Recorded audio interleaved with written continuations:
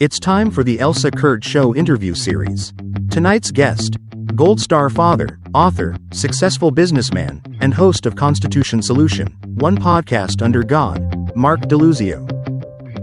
Well, hello, my friends. As you can see right beside me, sort of, kind of, is my friend Mark Deluzio. He is back again. We are wrapping up, as promised, our conversation about Marxism. And if you haven't seen it, please go watch it. I think it's a great episode, if I may say so myself. There's a lot of great information in there from Mark, not from me.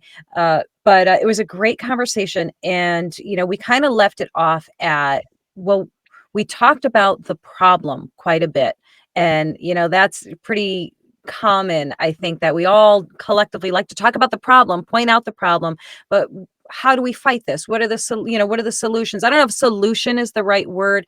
I think fight against it is really the phrase that we're probably really looking for. Yeah, that's right. Right. So that's what we're going to be talking about today. And we would be absolutely remiss if we didn't at least touch on the second assassination attempt of President Donald Trump. And I love to always say President Donald Trump because they get so mad when I don't say former president, and they get in the comments and like, don't call him President Trump. He's not the president. I'm like, if it makes you mad, I'm going to do it now. So there you go. There you have it. Exactly. So anyhow, most importantly, welcome back. Thanks for joining me. Thanks. I feel like I'm a boomerang. You throw me out and I come back. I just whip you right around. Yeah. But no, glad to be here. I love what you guys are doing, and just glad to be part of what you're doing, because I think getting the word out. By the way, which is going to be one of the 6 or 7 things I talk about today with nullification. I'm with pushing back on Marxism. By the way, is things like this, like shows like what you're doing, and and by the way, just a word on President Trump. You and I talked about it prior to this. They're not going to stop, Elsa. They're not going to stop going after him. And you cannot count on the government if you really think through. And I know maybe, again, sounding like a black helicopter conspiracy theorist, but there's enough evidence now to say that JFK was killed by our own government. Mm-hmm. So was Robert F. Kennedy, probably Martin Luther King, and all the other assassination attempts on Reagan and all that. None of these guys act alone. And, right. The incompetence that we've seen with the Secret Service, I said on one of your other shows that looking at the Afghan pullout, it was so screwed up, and I could not have improved on the screw ups in terms of making it worse. You couldn't have screwed up more if you tried. And when you look at what's going on here, just some of the basic stuff as it relates to security, mm-hmm. You've got to argue that it's intentional. I'm sorry. Yeah, you look at the time frame, right? So this guy was there for 12 hours, set up around, that's the as far as I know, correct me if I'm wrong on any points. Now, the latest intel that I got, it's not intel, it's just public knowledge. Mm-hmm. The latest that I heard was that he was there, they know, because of a phone ping since from like 1:30 in the morning. Of course, the incident happened around like 1:30 in the afternoon. This was, and here's the clincher really of everything that tells you a whole heck of a lot, that this was an unscheduled outing. That this was kind of a last minute thing. Trump decided that, I feel like playing some golf. Let's set that up. Let's do that. And so, of course, the question is, how does a guy who is from North Carolina, lives in Hawaii, how does he get to Florida in the exact time frame, basically, that he needs to be there in a location that he doesn't belong in, and have this possible opportunity? How does that happen? All you can imagine is that someone on the inside, tipped him off. I don't know what else to say. I mean, I was watching Dan Bongino the other day, mm-hmm. testified in front of Congress, and, Bongino was an ex-Secret Service. Right.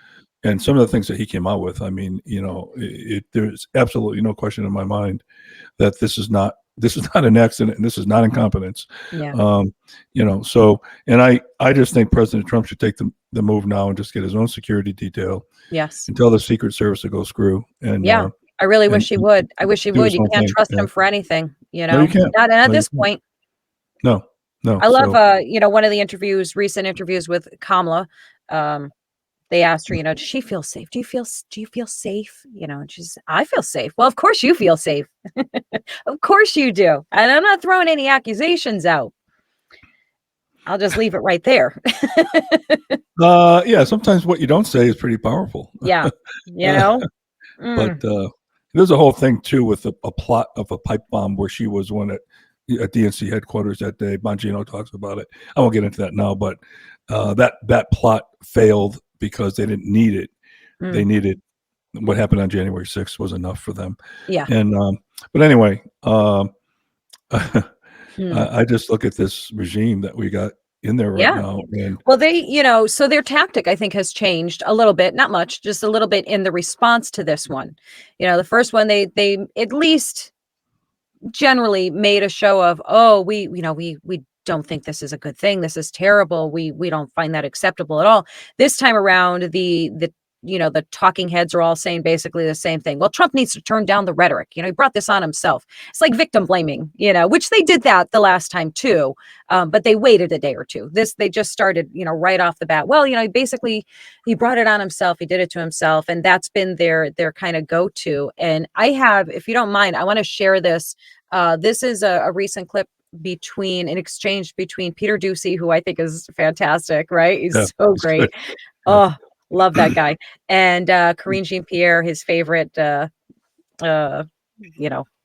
target. And what she said in response to his question, honestly, I think this was one of the things that just made my head explode more than anything else, because it's such an open gaslighting. And I'm just going to play it, and I want to get your thoughts on it. Here it is. 2 days since somebody allegedly tried to kill Donald Trump again. And you're here at the podium in the White House briefing room calling him a threat. How many more assassination attempts on Donald Trump until the president and the vice president and you pick a different word to describe Trump other than threat? Peter, if anything from this administration, I actually completely disagree with the premise of your question, the question that you're asking. It is also incredibly dangerous in the way that you're asking it, because American people are watching. And to say that from an administration who has consistently condemned political violence, from an administration where the president called the former president and was grateful that he was okay, from an administration who has called out January 6th, called out the attack of Paul Pelosi, called out and said we need to lower the temperature after the Butler incident. And now for you to make that kind of comment in your question, because your question involved a comment and a statement. And, it is, that is also incredibly dangerous. So, lots of things in that. One, it's the runaround non-answer. She's not really answering the question. She's, deflecting and turning it around, and quite literally calling him and anyone who says what he says or questions what he's questioning is dangerous. And that's one of their favorite, things to call everyone else who's using their, as they like to call it, misinformation or dangerous speech, which, Tim Walz, our favorite socialist, came right out and said, what was it that he said? I'm drawing a blank now. He said, he's got one where he says, one person's socialism is another person's neighborliness. And then he said, oh no, it was his attack on free speech, that, free speech isn't necessarily protected. Your speech isn't necessarily protected if it's misinformation. So, I mean, I want to know how you downgraded him to a socialist. I know you're right. He's an outright Marxist. Yeah, you're right. And, it's interesting though. You and I kind of kicked this around a couple of times. They're always going to accuse you of what they're guilty of. Okay, yes. That's a tactic. And when she says it's dangerous and that you're doing this, his question was the same to them. So she turns around and just reflects it back to him. Now, where exactly did the president call for peace and unity? He was supposed to be the president of unity, by the way. Right. When he calls all Trump supporters terrorists, he calls them all non-America. How about the African American guy where he said, "If you don't vote for me, you're not black." Right. What about calling Trump a Hitler? Yeah. Comparing him to that, how he instilled the riots on January 6th when he did no such thing. Right. That they Kamala alone in the debate brought up Charlottesville. Yeah. And how racist President Trump was because of Charlottesville and what he said, and then she tied him to the Proud Boys. Mm-hmm. I mean, if that doesn't instill hatred on this man, right, unfairly, by the way, but it instills hatred, I don't know what else does. I mean, unfairly, inaccurately, disproven time and again. They're demonizing President Trump, and they're wondering why people are going after him. Well, I happen to think otherwise as to who's going after him, but we'll leave that off the table for a minute. Yeah, whoever those people might be are using mentally disturbed people as their, as their weapons, right? And by the way, I just gave you 4 examples of Hitler, the riots, Charlottesville, and all that. Proud Boys. There's other language that was used against him that they just demonized the heck out of this guy.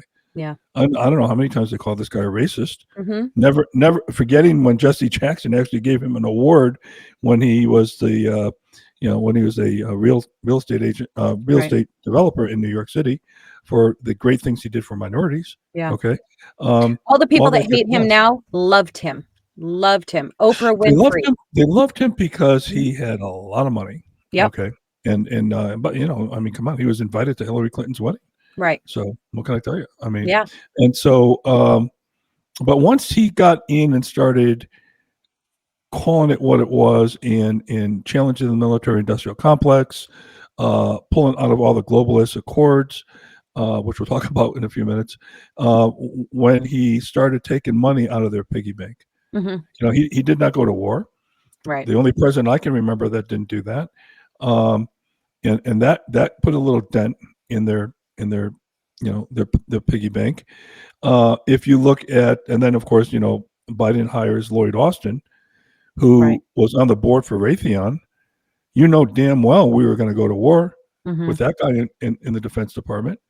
Okay. And we are right now in war, where Kamala claimed that we are not. I was going to say, according to Kamala, no. We have no troops anywhere. I don't know if you saw the video of the guys deployed in Syria. And it's like, I mean, I can't even honor that with a comment like it's a slap in the face. It's so much worse than that. Yeah. And to the the fighting men and women that are out there risking their lives right now. Mm-hmm. And then when Biden says we didn't lose anybody on his watch, I don't know. Maybe those 13 that got killed in the Afghan pullout were just, maybe they were, militants from some other country, Right. Yeah, I'd like for him to say that to the families' faces. I can't believe the lies that they tell. And so I don't know what to tell you. Yeah. And she is one of the DEI hires. What's her initials? JKPLG? I don't know. But you look at look at Budovich, who knows nothing about transportation and supply chains. All these DEI hires that they have out there. DEI stands for didn't earn it, right? Mm-hmm. DEI. Yes. And you just look at this government and some of the things to some of the military that I know, special forces that I know, saying that you're not going to believe the training we have to go through. Transgender diversity sensitivity training. I mean, I don't know what that has to do with defending our country, but anyway, it's frustrating. It really is. It is. Yeah, and I'll tell you, and I think it was like this latest attempt on Trump. I have to admit, I have a pretty strong resolve. I'm pretty, nose to the grind and just keep your eye on the prize and all those things. This kind of knocked the wind out of me a little bit. Like it's just so overwhelming. We have so far to go and so much to fight against. And I'm genuinely sad. I'm genuinely sad that I feel like I'm really looking at the end of America as we know it. And I don't want to be a doomsdayer. I don't want to say that that's written in stone, but when these things keep happening and you keep seeing, and it's more for me, it's not that these people are trying to do this. Of course, this is what they do. This is what evil does. But it just feels like there's so many people that are buying into it, and that's kind of, a large part of why we're doing this episode, because Right. we need some tools here. We need the tools to recognize and to resist and to fight back against this and educate. And I think that really is the biggest key, probably right there. Educate people, and do it in You're a right. way. You are right on the money on that, and even in the back of my business card, on my Constitution business card, I have several business cards, but that's one of them, is that,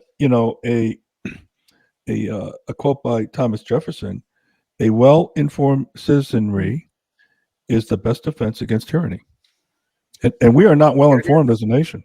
I'm sorry. No, That's why I love your woefully podcast. I love what uninformed. you and Clay are doing, and just got to get a perspective out there and make people think a little bit. Mm-hmm. Thinking is required to be a conservative. It's not Yeah. required to be a liberal. All you need there is feelings. Mm-hmm. That's all that And, matters. How you feel. And since my wife tells me I have no feelings, I can never be a liberal. Okay, so It's okay, Mark. I get accused of that all the time. I happen to doubt My that. husband says he said I might be lacking a little bit of a sensitivity chip. Yeah, It's I'll true. be sensitive, all right. Well, Yeah. let's get. I've got like 6 or so key things, Elsa. You asked a question at the end of the last episode on Marxism. So that episode, we kind of went through some of the tenets of Marxism. Right. And again, I would highly recommend people buy the Communist Manifesto Yes. and read it. It's not long. It will take you probably an hour to read. But you'll get the gist. And then as you read it, I highly recommend you think about what's going on today and see if there's any parallels to that. And I think you'll find there are plenty. So I'm going to go through like 6 things. I want to talk about our elected officials. I want to talk about globalist organizations. I want to talk about unconstitutional agencies, the Federal Reserve. I want to talk about the gold standard, which ties into the Federal Reserve, believe it or not, and nullification. Okay, I want to talk about this whole concept of nullification. And by the way, there's other things as well, but one of them overarching in all of this is our divorcing our society from God. Okay, and taking prayer out, and this whole separation of church and state is not in the Constitution. It is okay to pray on the congressional floor or in your state house or in your local town hall. You can pray. You can pray in a classroom. There's nothing unconstitutional or illegal about doing that. But that whole separation of church and state got misconstrued by a racist Supreme Court judge who was in the KKK. And anyway, that's maybe a subject for another day. Actually, you know what, Mark, if you don't mind, I know we have so many topics, so many parts of this we want to cover, but I think that really does need to be explained, because I see that crop up all the time. Sure. Explain to the listeners how they can explain, because I know we're talking to a like audience for the most part. I know we generally, and I include myself, that get the gist of it. So give this to us in a way for us to explain it. Okay. Well, let me start with what's called the Supremacy Clause in the Constitution. That's very easy to understand. What it means is that a federal law is the law of the land, provided it's constitution. I say pursuant thereof, it's constitutional. A federal law is the law of the land. Okay, and so states cannot reject a federal law as long as it's constitutional, right? They cannot override a federal law. So that's the Supremacy Clause. Now, after the Constitution was settled in Danbury, Connecticut, there were some Baptists, and they were kind of the minority there, okay? And they were really worried because the state of Connecticut, Connecticut's Constitution did not have a protection of religion like our First Amendment did, okay? In our First Amendment, which is one of the first amendments of our Bill of Rights, our first 10 amendments is our Bill of Rights, is the guarantee that Congress will make or establish no religion or prohibit the exercise of religion, right? And also in that is free speech, right to assemble, protest, and all that. So the Baptists were really worried because in Danbury, Connecticut, they're saying, hey, look, the Connecticut Constitution does not give us that protection. And they were worried because they were a minority and they were kind of shunned in some respect, that they were going to get shut down by the state of Connecticut, right? Or kicked out or whatever. Thomas Jefferson wrote them a letter to the Baptists in Danbury, Connecticut, and said, the supremacy clause, basically the First Amendment, you're covered, okay? Because there is a separation of church and state. He used that term in the letter, okay, to the Danbury Baptists. Now, go 150, 200 years later, in the early, I think it was the 1940s, and I forget the Supreme Court justice's name, but I'll get it for you. A case came up that had to do with religion and government, okay? Mm-hmm. And he cited the separation of church and state as a tenet of our Constitution. Now, this Supreme Court judge was a member of the KKK, which, by the way, by definition, hates especially Catholics, okay? Mm-hmm. And he put that in there, and all the liberals grasped onto that statement, saying, yeah, the Constitution has a separation of church and state, and it does not have a separation of church and state. You can actually have, a nativity scene on the lawns of Congress. Mm-hmm. You can pray in a public building, in your classroom. Right. You could do that, okay? But that's what got misconstrued, like a lot of things got misconstrued by the courts, okay, mm-hmm. and by the people. Now, let's just understand the root cause of this. The root cause of this is Marxists do not want a God. Right. Okay. So mm-hmm. this fit right into their narrative in terms of, divorcing God from, forget about our government, from our society. Yeah. This fit right in. And still today, people will tell you, oh, there's a separation of church and state. And it's wrong. Okay. And it was taken out of context in what Jefferson meant to the Danbury Baptists. So that's what it meant, like simplified, and please correct me if I don't understand. What it simply meant is that the government could not interfere with your practicing Bingo. Your religion. Bingo. Correct? Yep. Okay. That's what it meant. That's what it meant. It did not mean you can't pray in a public building. It did not mean any of that stuff. And but that's all got construed. And by the way, that's how it was decided by this judge. And that was all by design, by the way. Okay, so that's the story, behind that. And again, once again, just like with the abortion in Roe v. Wade, I have a constitutional right to have an abortion. You had no such thing with Roe v. Wade at all, but it got misconstrued because people just don't understand the Constitution. Mm-hmm. Which is why I do my podcast, why you're doing your thing, why we're talking today about Marxism. Yeah. Because all of this is tied back to our Constitution and our freedoms. And Roe v. Wade should have never gone to the federal government, right? It should have always stayed with the states, which is why this has been the battle forever and ever. There were two things wrong with, there's many things wrong with it, but two things wrong with the Roe v. Wade decision. And what was it, 1972, I think? Whatever it was. I think so. Way back, early 70s. And it stood for over 50 years. The two things wrong with it. One, the 10th Amendment, which is part of the Bill of Rights, says that anything not enumerated in the Constitution is left to the states or to the people. Okay?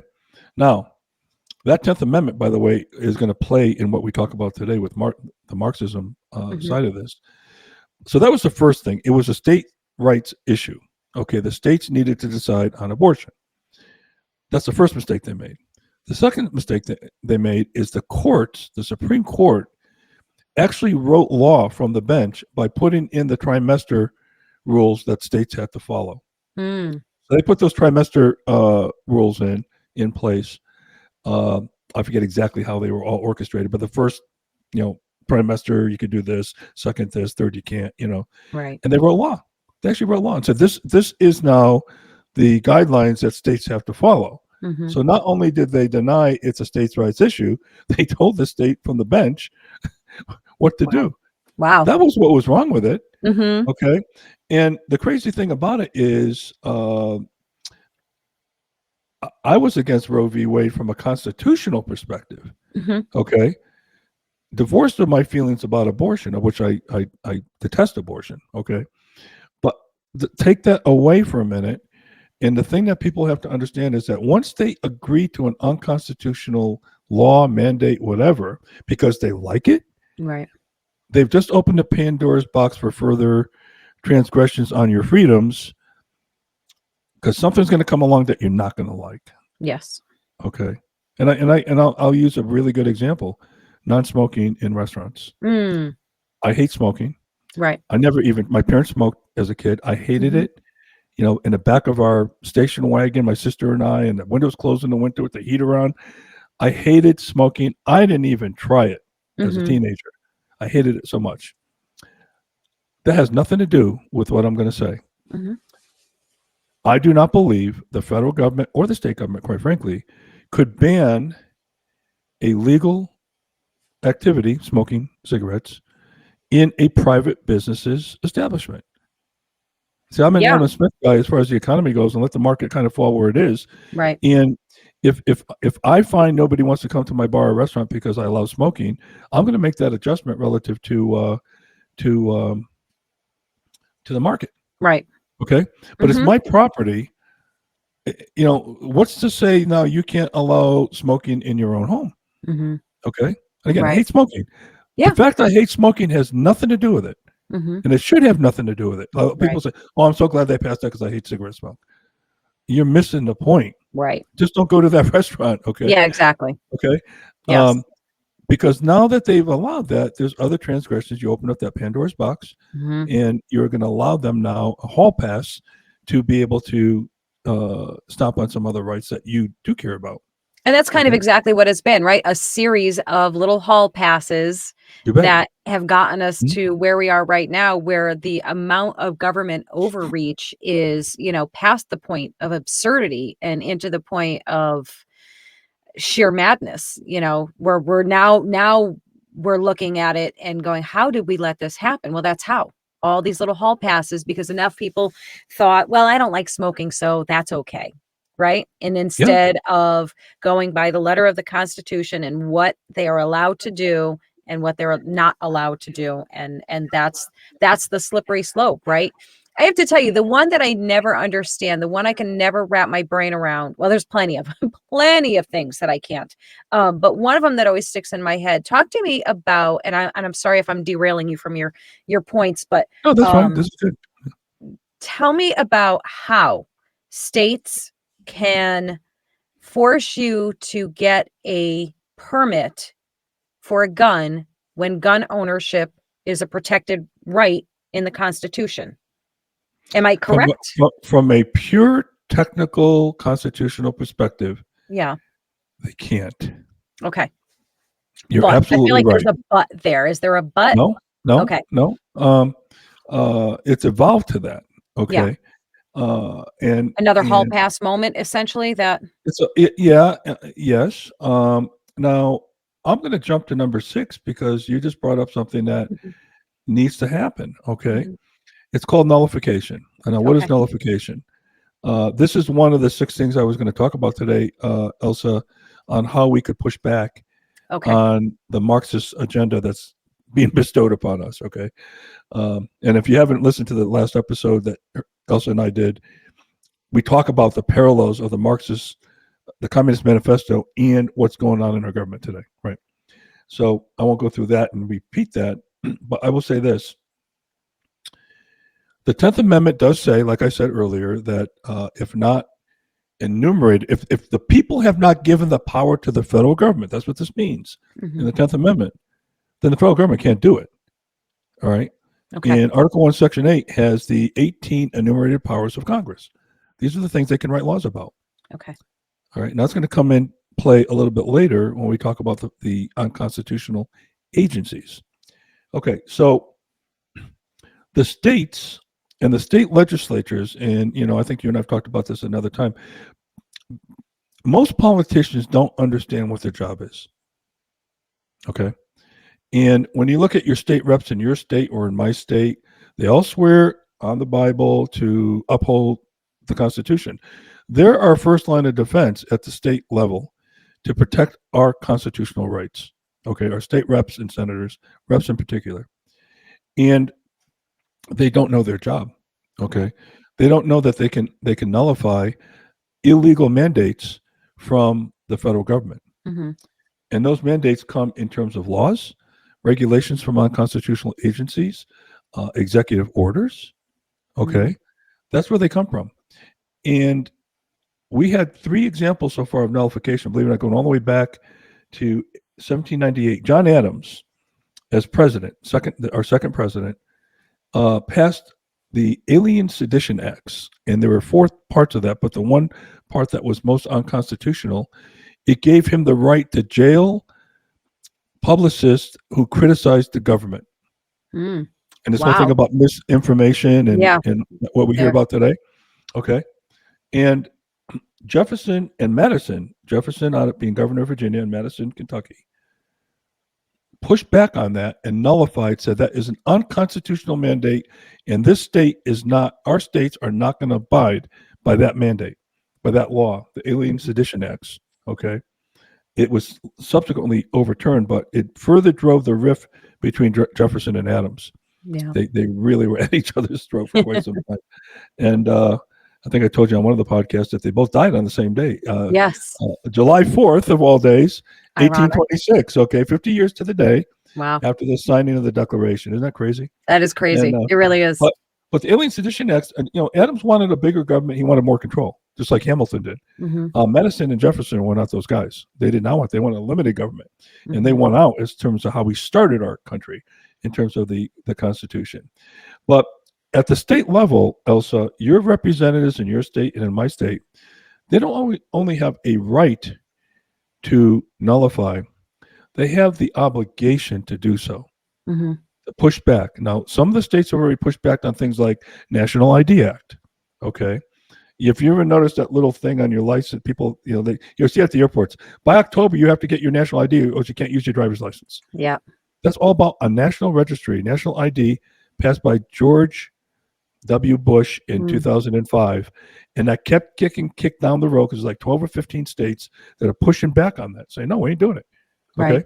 And now I think they have a date out there, another year out. I don't know when it's going to be now. I keep losing track, but it keeps getting pushed out. Right. Because the states are pushing back. So if you get a few states together to push back on the government, you can win. Okay. And so that's an example. Okay. And so Alien Sedition. Now, the other one was John Calhoun. He was the vice president of Andrew Johnson, and he actually resigned over this issue. It all had to do with tariffs. The South, they put tariffs on the South, selling their fabrics to Europe, and the North was the one importing from Europe. So it cost the North a heck of a lot more money because of these tariffs that were placed on the South's exports. Well, okay. That was put in by Andrew Jackson, and Calhoun actually resigned as vice president over this issue. And as a state legislator, he pushed back on these tariffs. Now, the country almost went into a civil war because of this. Wow. We became very close to a civil war. Okay. Now, the odd thing about this is Madison said, you have no right, Calhoun, to do that just because you don't like that law. Okay. There was nothing unconstitutional about it. You have no right. And so Madison, of all people who had the first, nullification effort along with Jefferson, argued with Calhoun saying, just because you don't like something doesn't mean you can't push back on it. Okay. Right. But what happened was, to avoid this civil war, Jackson eased the tariffs and avoided it would have been a civil war. Wow. Yeah, it was a big deal. It was a really big deal. All about these tariffs. So, but there is evidence of nullification, but not enough, in my opinion. We let this country just slip away and just put, we're just letting it slide into the abyss. So one of the things you could do is you go to your state representatives and insist that they nullify all these unconstitutional mandates that are being bestowed upon us. Okay. Yeah. Now, where are they coming from? Yeah. Okay, so obviously, so if I wanted to go down there and I shake my fist and say, you have to nullify this, it's not going to be just me. I would imagine I need signatures and petitions and lots of people. Yes. On board. You need to organize. You need to get groups together. There are groups out there that would most likely, fall in line in this regard. Right. But yeah, you're exactly right. But you get 50 people to write your congressman, and you're going to be surprised. Yeah. You're going to be surprised how powerful that is if they get 50 letters of the same ilk. Mm-hmm. I've written my congressman here, and all I get is a form letter back about how great he is. And Yep.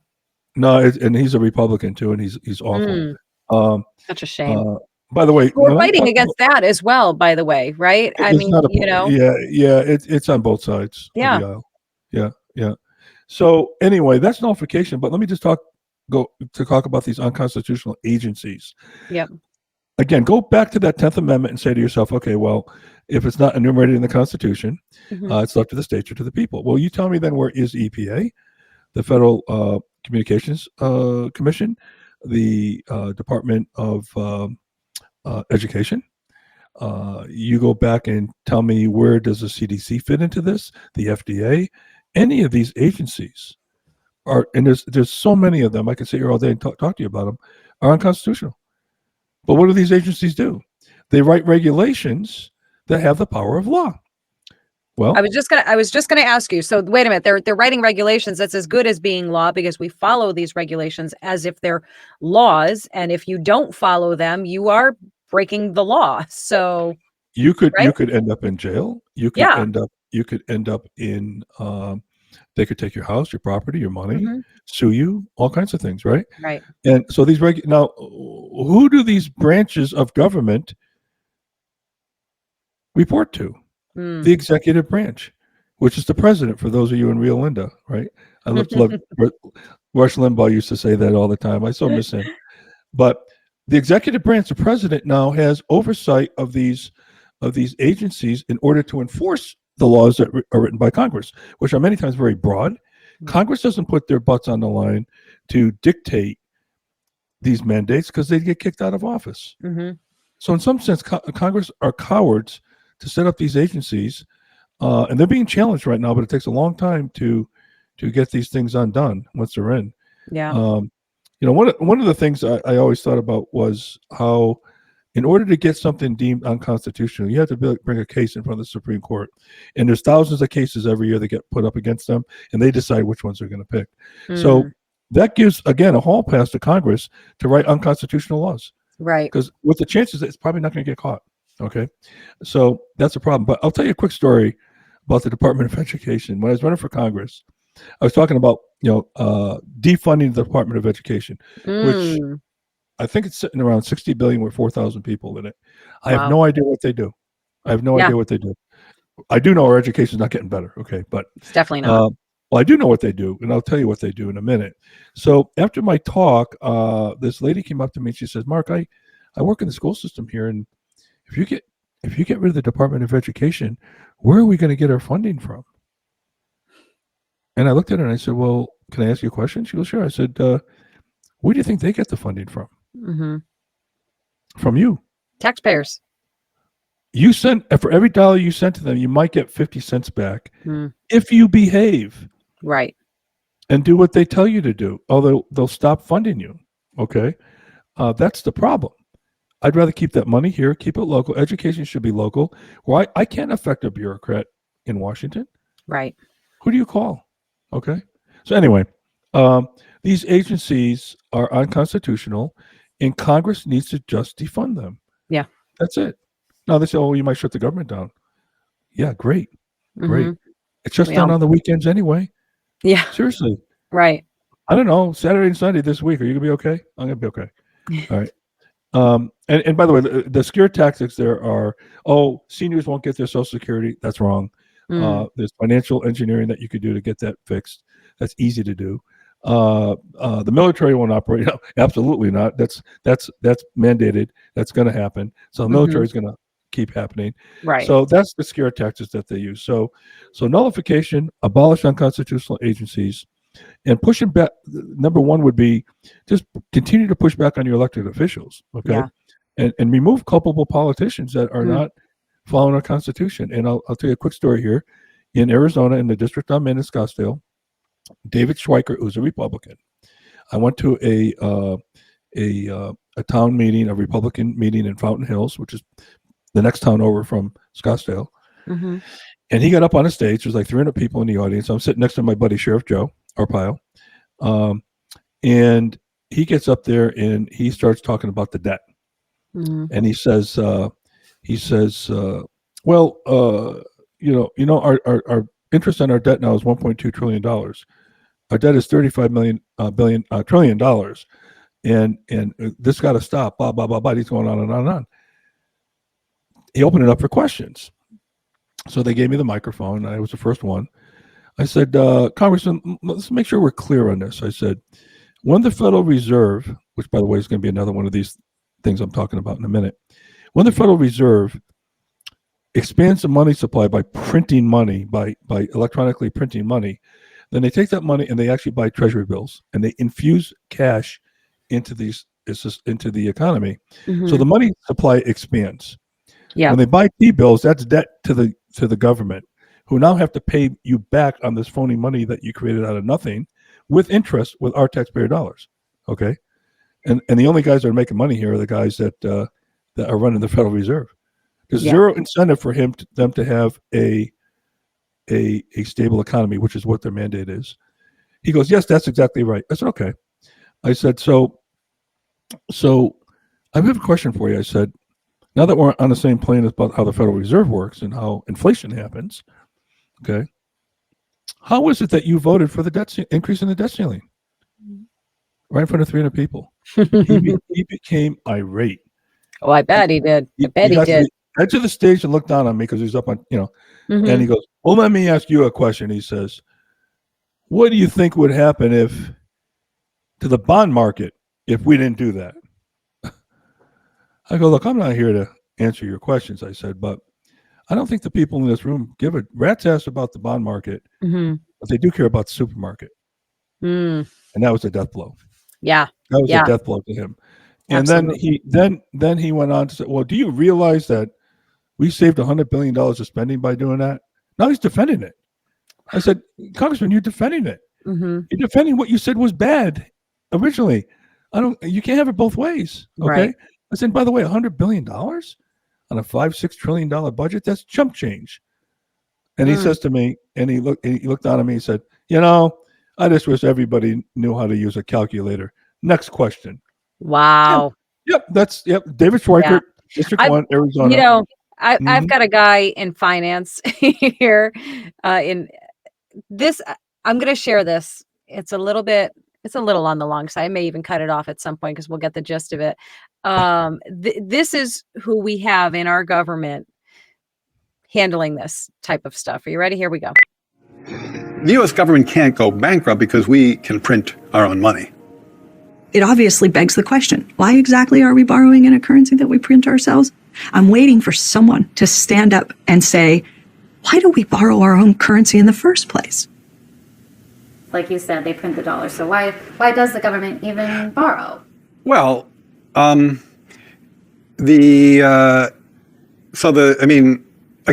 some of this stuff gets, some of the language that some of the language and concepts are just confusing. I mean, the government definitely prints money, and it definitely lends that money, which is why the government definitely prints money, and then it lends that money by selling bonds. Is that what they do? They sell bonds. Yeah, they sell bonds, right? Because they sell bonds and people buy the bonds and lend them the money. Yeah. So a lot of times, at least to my ear with MMT, the language and the concepts can be kind of unnecessarily confusing, but there is no question that the government prints money and then it uses that money to, I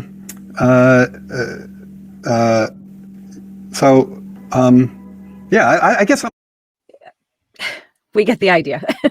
We get the idea. Jared Bernstein, he's on the Council of the Economic Policies Committee. Yeah. Currently. Or maybe he's off the job now. I don't really know. I think I can't say this anymore, but a high school economics first-year student could explain that better than he could. Was that painful or what? It is painful. And you know what's sad about that? He's not even a DEI hire. That's sad. Yeah. Right.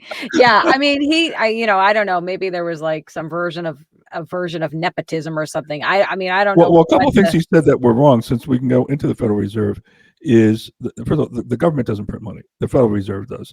The Federal Reserve are 12 independent banks run by a board, independent corporations. They're independent, and they're not part of the government. They're not part of the federal government. They're not a government agency, the Federal Reserve, and they're the ones that control all the banking in the United States. And Thomas Jefferson really had a problem with a centralized banking system because of what we're about to talk about. And what they do is they literally, when you say print money, electronically go to a computer and create money out of thin air. Let's add $1 trillion to the money supply. And again, I just want to go back to your listeners on constitutional economics. Anytime you have more of anything, it's worth less. This is why you have inflation. So the textbook definition of inflation is the expansion of the money supply. So the more money you have, the less it's worth. So if you have $10,000 in the bank and they print money and inflation goes to 10%, the buying power, your bank balance will still say 10,000. The buying power will only be 9,000. Okay. And that's the problem with this. Now, these yo-yos that run these Federal Reserve banks, and I've been to one physically in Cleveland. I toured it. A lady that used to work for me worked there now, and she asked me to come in, and I did a tour. They have the one in Cleveland, they have a firing range, a shooting range. Wow. They have a whole arsenal. They have weapons. They have everything. Oh my, you wouldn't believe it. I saw pallets of money being burned. Wow. Pallets 4x4x4 like a Gaylord being burned. Okay, because they're taking old money out of the economy. Like, can you guys do a few samples? But anyway, but this Federal Reserve. Okay, so what happens is, think about a business. Think about a business that manufactures any product. They have costs, what they call cost of sales, materials. They have to pay for labor and overhead. Right? There's zero cost of sales here with the Federal Reserve. They literally create a product called money out of nothing. Then they lend it to the government. They buy T-bills. That's how we get our debt. And we as taxpayers got to pay back with interest to them. Okay? So they take these T-bills and they load them up to all these member banks. Now, the only people that can own stock in these corporations are the banks, and they're required to own stock. All the banks are required to be part of the Federal Reserve System. And there's a lot more to that in terms of what they do with reserves and how they risk our economy. But there is zero incentive to have a stable economy, because what ends up happening is and that by the way, is their mandate, is to stabilize the economy. Right. And, when they loan money out like that, then they say, okay, well, that's inflationary. So now we have to raise interest rates to the banks and make debt harder to get, which includes mortgages, by the way, and business loans. So they raise the interest rates. That's why our interest rates now are over 7%. And it kills the economy. Now you got joblessness. It's called stagflation, where you've got inflation, joblessness, and a slow economy. And that's what we got right now. And it's going to get worse as time goes on. Right. So if you look so how, I'm sorry to interrupt. And so, how this would tie to Marxism, to this, ideology, would be, to me, again, putting it in, my simple Simon terms, and listening to what you're saying, and I'm thinking, well, even though that guy, that Jared, or was that his name, Jared, sounds and probably is a bit of a dolt, a bit of a doofus. Don't insult dolts, by the way. I know some good dolts. But when you listen to him, you almost have to set him aside for a minute and go and think, well, this isn't by accident. This isn't by acts of stupidity or ignorance. I mean, how can this not be deliberate? This crashing of the economy, this destruction, really, everything that's happening right now. I mean, the tie-ins are just a little too much to be coincidental, right? So, how do we look at that through that lens and essentially fight against it? I mean, and I know you said, and I agree with you 100%, like I guess it's maybe the true answer is that, you have to be educated in these things, and it is overwhelming. Like this is a lot really of new or only like half learned information that I got in my formative years that I don't even think they're teaching to our kids now, right? No, they're not.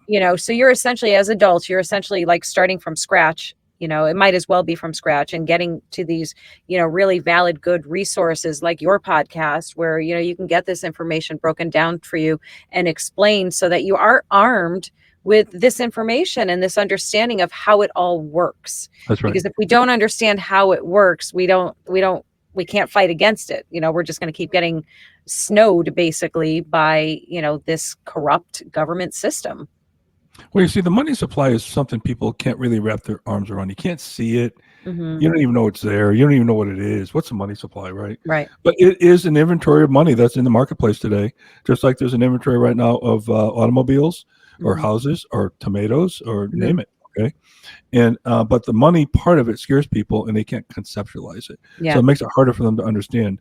But the Federal Reserve, by the way, is responsible for every single economic calamity since they've been enacted in 1913, Wow. which was done on December 23rd. Woodrow Wilson signed it into law, but Congress was away. Most of the Congress was away on December 23rd, 1913. And that's when they passed this. Okay.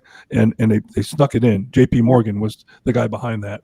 But we had a post-World War I recession in 1918 and 19, Mm-hmm. depression in 1920 and 21, the stock market crash in 1929, Mm-hmm. the Great Depression that continued in the 1930s. The Fed raised interest rates and made it impossible for the economy to revive itself, especially farmers. You hear about the Dust Bowls. Yeah. Those Dust Bowls were farmers who couldn't afford any investment, and they let their farms go to waste. Okay, that was the Great Depression that lasted longer than it should have, 10 years. We had the stagflation in the 70s, the recession in 80, 82. We had the Carter years. I mean, I remember getting raises. I just got out of college, and I was getting 15% raises a year, Elsa. Wow. Cost of living. That's just Mm-hmm. cost of living. It wasn't performance. Then we had the Great Recession in the 2007 and 8-9 timeframe. All of this was a result of the Federal Reserve. Every single one of these, plus others I didn't mention, were there. Okay. Now, I'll just think, and by the way, the Federal Reserve, the interest that we pay to them, they get to cover their expenses, and anything over that interest they have to pay back to the government. They hardly ever do. You know why? Mm. A, there's no transparency of their finances. We can't Right. see it. Yep. Congressman can see it. The last guy that really asked for it was Ron Paul, and he got he got demonized by that. Right. But they have right now 50 Lear jets and cargo planes. They have a full-time curator for their massive paintings and sculptures.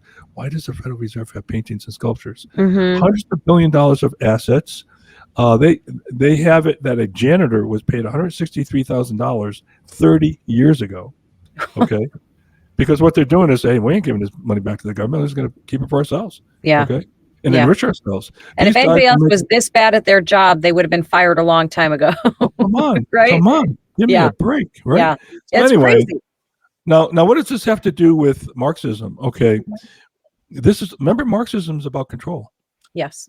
Okay, and this is how they control. Well, you control the economy. They basically control the economy. Mm-hmm. That's the control they have on us. Okay, and we didn't talk much about digital currency, but if that gets in, Mm-hmm. we're in big trouble. Okay, because they can start dictating all kinds of stuff to us. And I want to just kind of so basically, what do? We push on Congress to.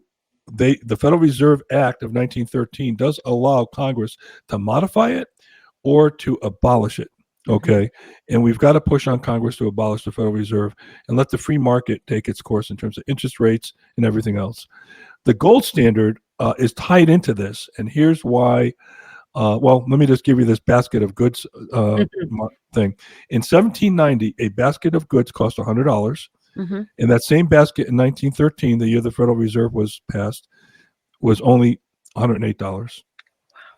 Went up $8 in 120 some odd years. Okay? Mm-hmm. Now, 1913, right? In Yeah. 2008, when we had that economic collapse, Mm-hmm. that basket of goods that was $108 in 1913 would now be valued at $2,422 That's inflation.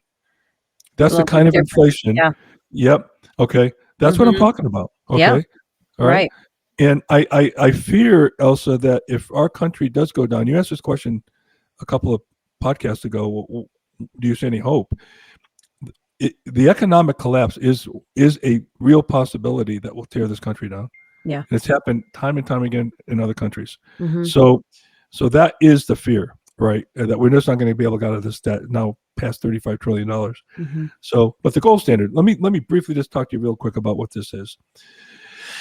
We had a gold standard that said the money supply cannot increase past the value of the gold in our reserves. Okay. And that put a limit on this printing of money. You couldn't print money past the value of the gold. All right.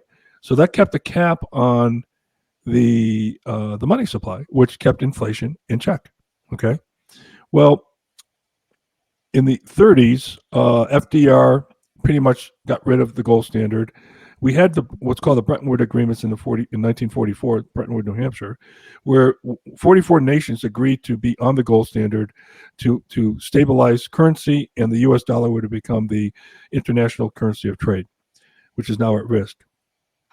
That got relaxed, and eventually in 1972, Nixon got rid of the gold standard altogether, which opened up the kimonos, if you will, for the Federal Reserve to just print money that gave you that $2,400 price index. Okay, so the gold standard went away, and we now have what we call fiat money. There's no country in the world tied to any precious metal, whether it be gold or silver. Okay, including the United States, and this is why everything's spinning out of control.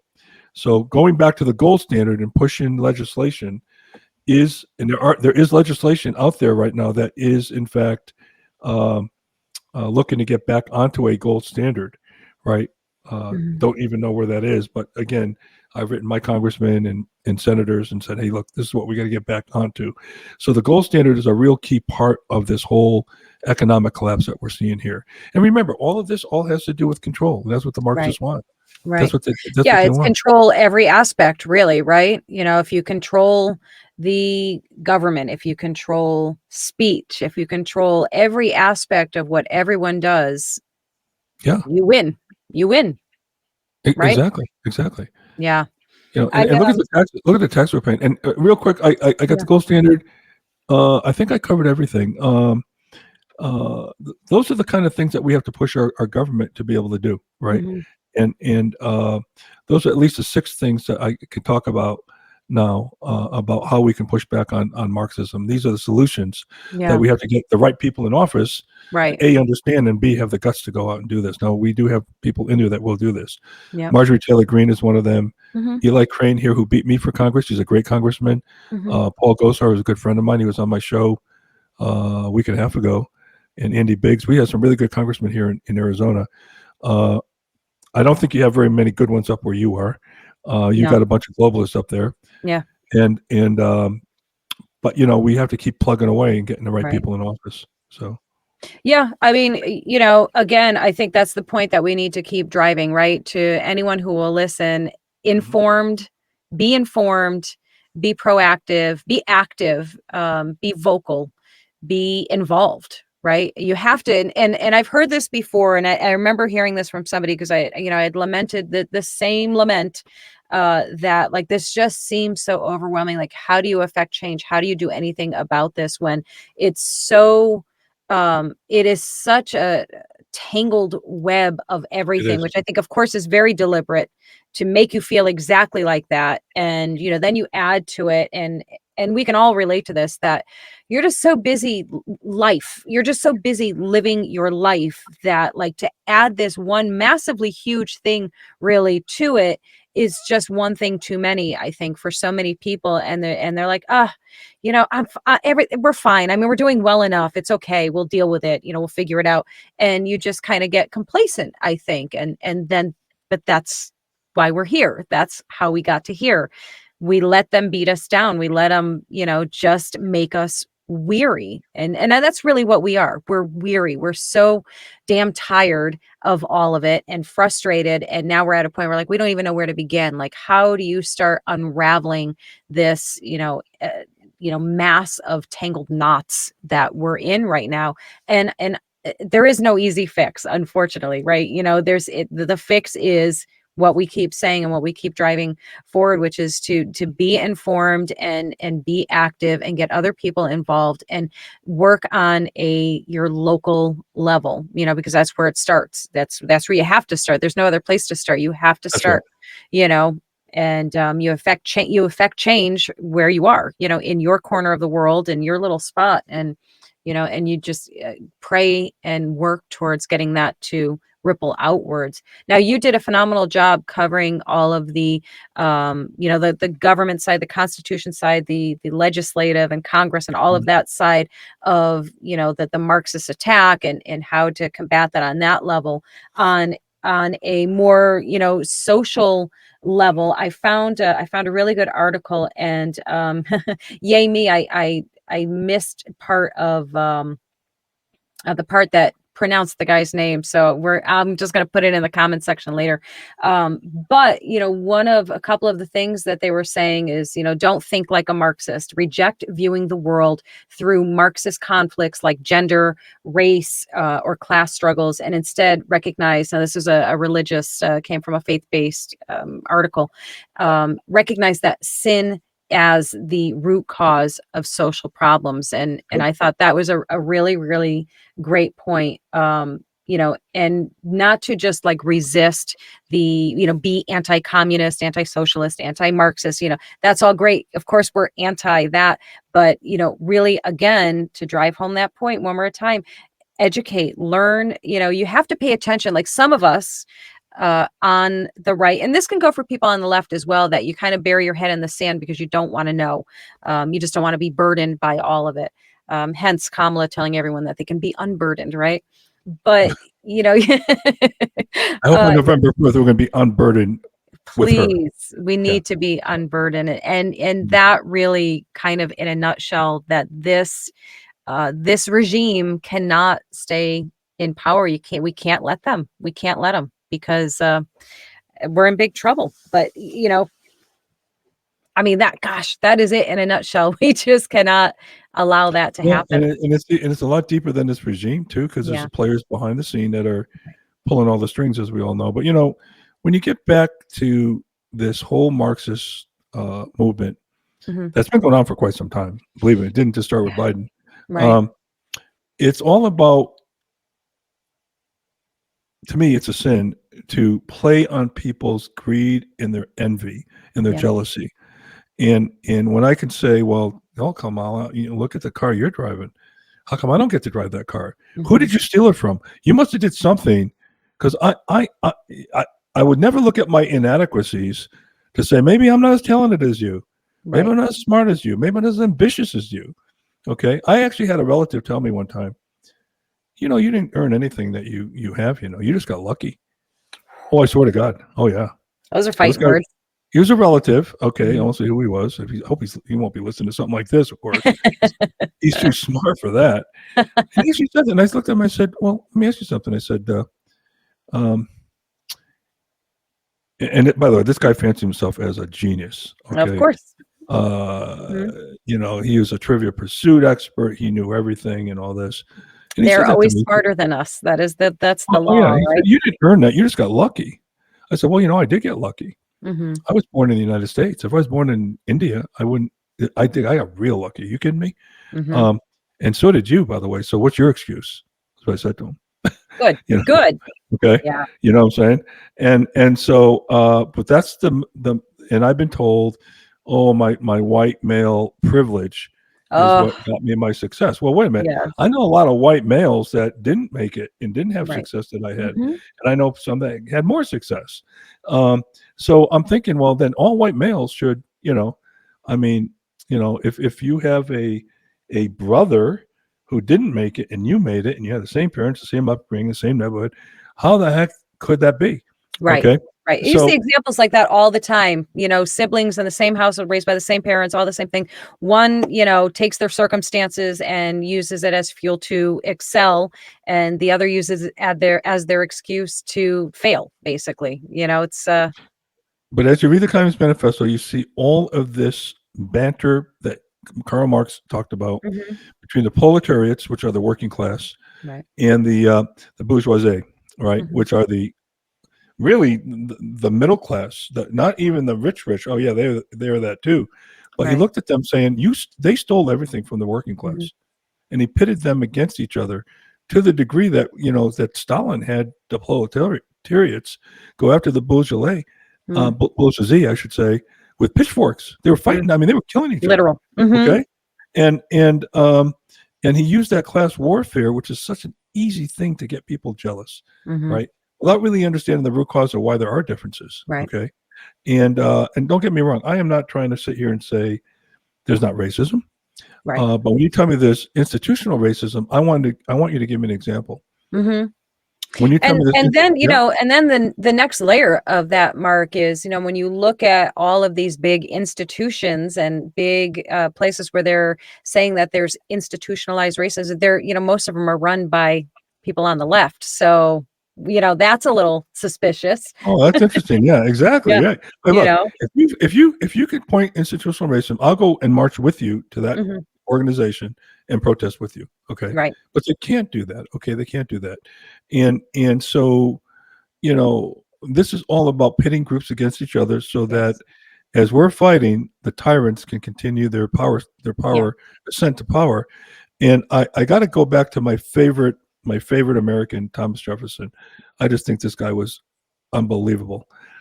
He had a great saying here, and I'm going to read it. There is nothing more unequal than the equal treatment of unequal people. Wow.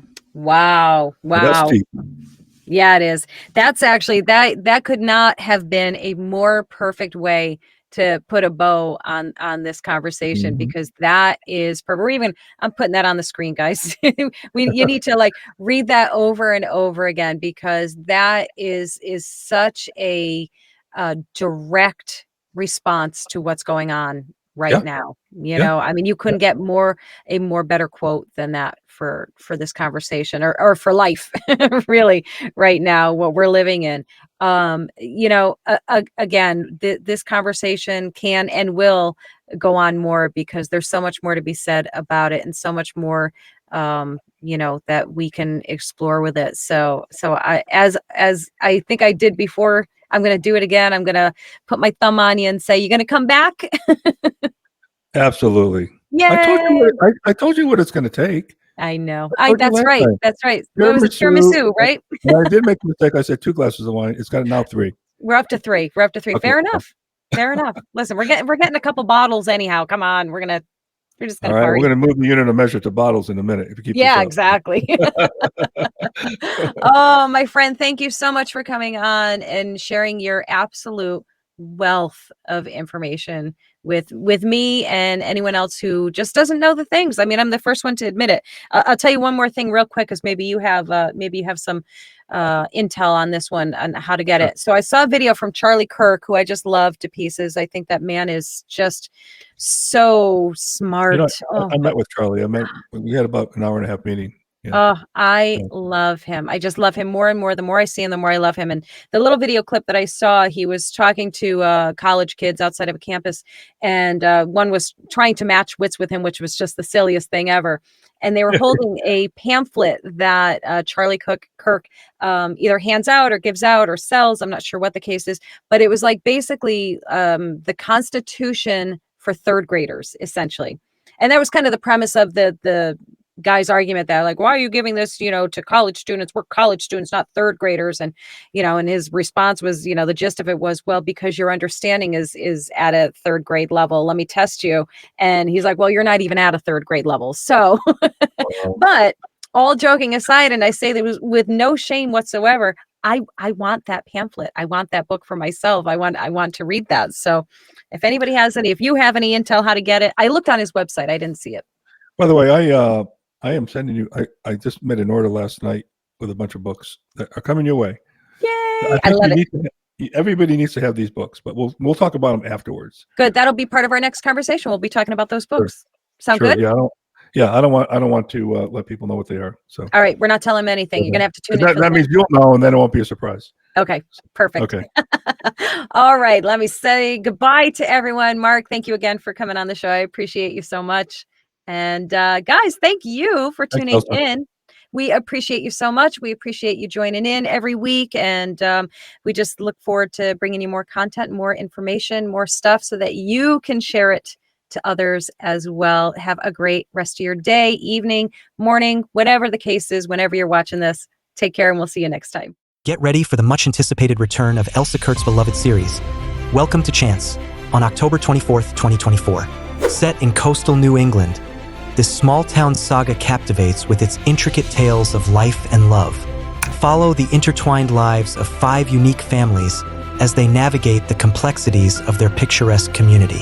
Experience the charm and drama of Chance, where every character has a story that tugs at your heart. Whether you're a returning fan or a newcomer, there's something for everyone to enjoy and connect with. Pre-order your copy now and immerse yourself in the enchanting world that Elsa Kurt masterfully brings to life. Don't miss the opportunity to fall in love all over again with the unforgettable stories of Welcome to Chance.